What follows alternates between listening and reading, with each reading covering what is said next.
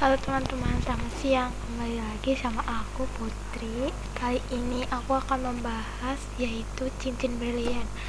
Dan kalian tahu teman-teman di rumah, aku akan membahas yaitu seputar cincin berlian, yaitu cara pembikinannya, lalu gimana cara pembikinan sama pembuatannya, terus dari mana cincin berlian itu, terus bagaimana cara membuatnya seperti oval, lalu terbentuklah cincin ini. Oke, kita akan tanya ke narasumber kita, yaitu Mas Akbar. Gimana bisa menjelaskannya, Mas Akbar? Nah, untuk yang pertama, saya bisa menjelaskan tentang sejarah daripada cincin berlian sendiri. Cincin berlian itu sendiri itu memang sudah ada sejak lama ya. Jadi awal mula terbentuknya cincin berlian itu memang sudah ada sejak lama. Memang pada saat kerajaan-kerajaan di Eropa, dan itu biasanya dijadikan sebagai alat untuk pertunangan atau pernikahan, yang sebenarnya mungkin kalau untuk pertunangan sama pernikahan itu sebenarnya syaratnya juga nggak harus memakai cincin berlian, tapi juga bisa memakai cincin emas atau mungkin sebagai cincin warisan dari orang tua, itu juga bisa. Oke, kalau itu kan teman-teman tahu ya di rumah ya, kalau cincin warisan atau cincin dari pemberian orang tua atau siapapun lah yang di rumah, maksudnya siapapun yang kita dikasih gitu. Nah, kita akan cari tahu nih Mas Akbar, cara pembikinannya tuh gimana ya. Mulai dari dari mana ya, dari oval pembentukannya biar bisa masuk ke jari-jari kita. Nah, itu gimana ya, terus terbuat dari apa? Kalau biasanya untuk cara pembuatannya sendiri, cara pembuatannya dan bahan pembuatannya itu, cincin itu biasanya dibuat ya dari batu-batu mulia kayak layaknya emas, terus perak, dan platina, dan ya logam lainnya lah. Dan untuk cara pembuatannya, proses pembuatannya sendiri itu, yang pertama emas atau platinanya tersebut itu nantinya akan dilelehkan lalu dicetak sesuai dengan ukuran jari-jari orang pada kebanyakan itu, Mbak.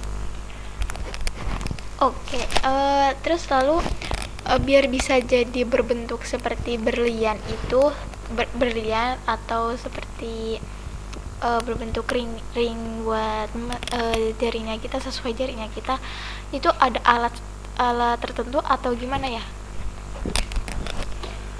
Untuk alat pembuatannya, untuk membuat lingkarannya itu sesuai jari kita, itu nantinya itu prosesnya emas atau platinanya itu nantinya akan dilelehkan dulu, Mbak. Lalu itu nantinya akan dicetak sesuai dengan jari orang-orang pada kebanyakan, jadi ya bervariasi. Oke, jadi kalian tahu ya teman-teman, jadi pembuatannya seperti itu. Nah, kita masih tanya nih, nah ini berlian itu berlian asli atau bukan ya?